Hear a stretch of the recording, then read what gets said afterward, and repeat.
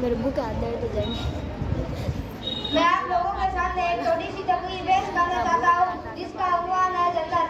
हम माँ बाप का कहना मानेंगे, उनको खुश रखेंगे, पढ़ेंगे लिखेंगे, नेक बनेंगे, अच्छे अच्छे काम करेंगे, अब्बा अम्मा दुआ देंगे, उनकी दुआओं से अल्लाह ताला भी खुश होगा, दुनिया में इज्जत देगा, मरने के बाद जन्नत देगा।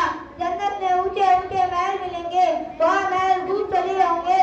हम उन महलों में रहेंगे जिनमें बाग होंगे, बागों में अच्छे अच्छे फूल होंगे, मीठे मीठे फल होंगे, अमरूद होंगे, आम होंगे, सेब होंगे, अनार होंगे, केले होंगे, अंगूर होंगे।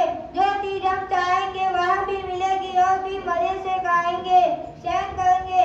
अब मैं आखिर में अल्लाह ताला से दुआ करता हूँ, ए अल्लाह हमको नेक बना, दुनिया